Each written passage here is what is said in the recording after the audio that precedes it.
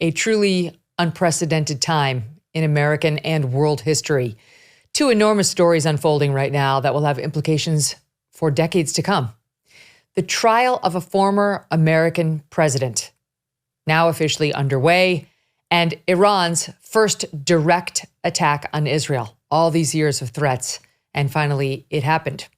At 10 a.m. this morning, a clerk inside of the Manhattan Criminal Court in New York City called the case, the people of the state of New York versus Donald J. Trump.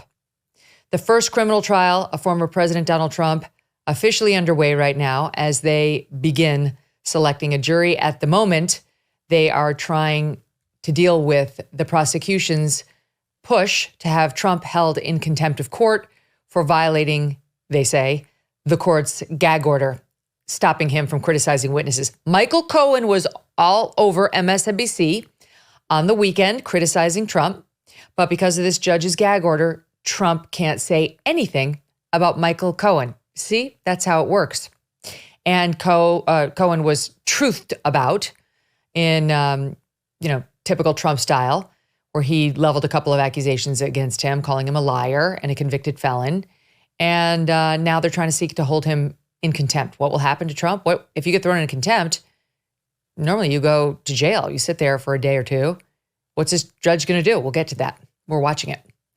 I've been following developments on this ongoing saga since the hush money story first broke in 2018.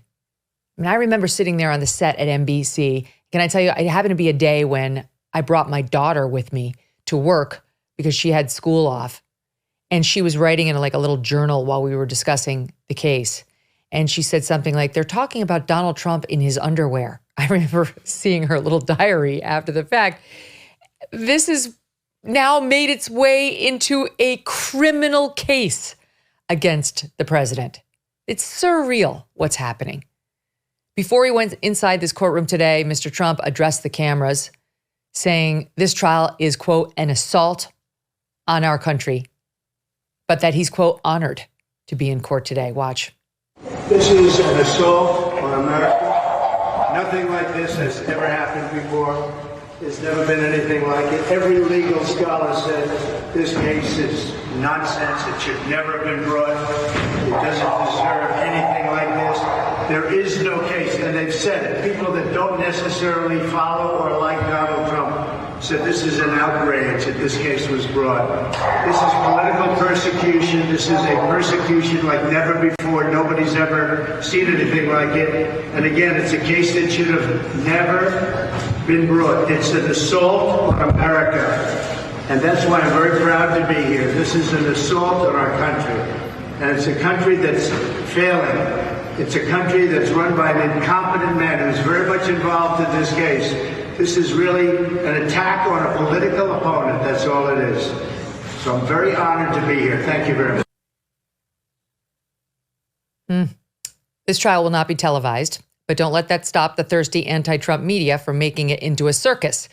Take a look at the scene outside the courtroom today and what will likely be the scene for the next 6 weeks.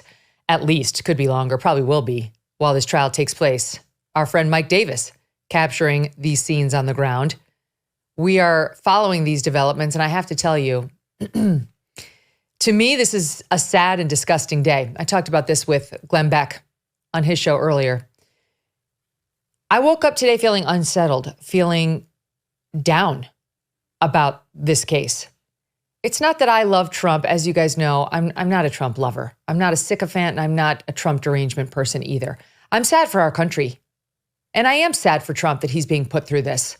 What's he accused of doing?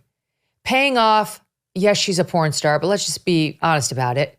Net, paying off a lover to keep quiet about an affair, and then not writing down in the books, I paid off a lover to keep quiet about my affair. They've ginned up that moment into 34 felony counts. Yes, there's other stuff around it, and I'll talk about that. But at its essence, that's what this case is about. For that, they broke nearly 250 years of precedent and indicted a former president. It's a disgrace.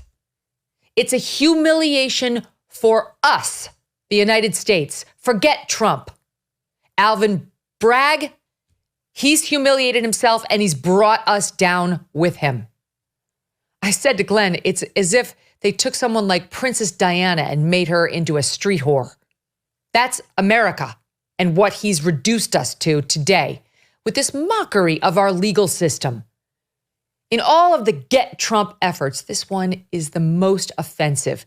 There isn't even a colorable basis to be bringing this claim. You guys know what it is about at this point. He didn't document the hush payment properly in his books. And they claim that that was, in fact, not a misdemeanor, but a felony because it was allegedly done to cover up an underlying crime, which elevates it from a misdemeanor to a felony under New York law. This is trying to go after companies, big companies that cooked their books to falsely document or hide underlying fraud on taxes, et cetera. That's not what this is. The underlying felony that elevated this, that resurrected the dead claim, which was a 2-year misdemeanor, into a felony, well, it was a campaign finance violation, so says DA Alvin Bragg. That claim was rejected by the feds, who are actually in charge of such prosecutions, as a loser. Why is it a loser? Because all the campaign finance officials to look at this say that payment to Stormy Daniels was not a campaign finance violation. It was a man trying potentially, or at least in one way, to stop his wife from hearing the gory details of an affair. And if it has any sort of dual purpose, any purpose other than to get one elected, then it doesn't come within the realm of campaign finance. That's the law. That's the law. That's why the Fed said, we're not interested. It's why this DA's office said, yeah, we're not interested either. And only when Alvin Bragg, who ran on the promise of how many times he'd sued Trump and promised to do it again, once he got at the helm, it became a case. I'm disgusted. I'm disheartened. I have very low hopes for fairness toward Trump during this trial, either by this judge who clearly can't stand him and shouldn't be trying the case at all, or by the jury, who, if you play the odds, is going to absolutely loathe Donald Trump, as 87% of New Yorkers do. They voted against him. He used to be loved when he was just a businessman and full of color and swag. Well, things change when you get political. We all know that. It's a dark day for America. Alvin Bragg ought to be ashamed of himself. And I understand what Trump was saying when he said, I'm proud to be here. He's got to spin it. You know, he's taking this legal bullet and testing the system because he must. And also because he's, I'm sure, horrified at what's being done. This thing has motivated so many Americans to side with Trump, even though they don't like his personal conduct. They're not in favor of extramarital affairs, which Trump denies. They're not even in favor of Trump's behavior. And they weren't even going to vote for Trump, but now they will because this bastardization of the legal system. So I understand what he's saying. I'm proud to be here. But make no mistake about it, today could be the game changer in the 2024 presidential election. This is a before and after moment for America, both when you look back 250 years and when you look forward. This could be the thing that changes November. And if you think I'm kidding, go look at the polls. Half of independents, 1/3 of Republicans say, if he's a convicted felon, it changes my vote. Do they mean it? We don't know. We talked about it last week. What if they do? What if they do mean it, you guys? It's not going to be hard for Alvin Bragg to get a conviction with a New York jury. It's not 100% guaranteed, but it's not going to be hard. It's not. The odds are Trump did not document his hush payment accurately, and that they'll be able to prove that, and that this jury will say, yep, they got him. And that could make the difference in an electorate already somewhat on the fence about whether they want Trump 2.0. That's the whole goal. It's the whole goal behind this whole thing. Now it officially gets underway today, notwithstanding repeated efforts, 4 that I can count as of late, by Trump to delay it. And now they'll draw out the jury selection, I'm sure, as long as possible. Delay works in Trump's favor. They're saying it's 6 to 8 weeks. That's 2 months from now. Let's say that's a June verdict. If there's any way he could stretch it out longer, he will. But he's not going to stretch it past November, not unless something unforeseen and catastrophic happens. And therefore, what happens today may have an effect on certainly Trump's personal life. potentially his freedom, though I doubt they'd put him behind bars for this. It's potentially on the table. And the future of his country, the border, healthcare, the economy, fairness in girls' sports, due process for men on college campuses. There's so much at stake. The security of America, our policy toward Israel, the Middle East, Ukraine. Where do we spend our dollars and cents? What's the future look like? Does Iran become more bellicose? All of this potentially laying in the balance here as this New York jury gets selected and soon sworn in. In just a bit, I'm going to be joined by Alan Dershowitz. Very happy to have him today. And Josh Hammer. Remember, Josh went to, I think, Duke and then Chicago Law, University of Chicago Law School, which I think right now is number one.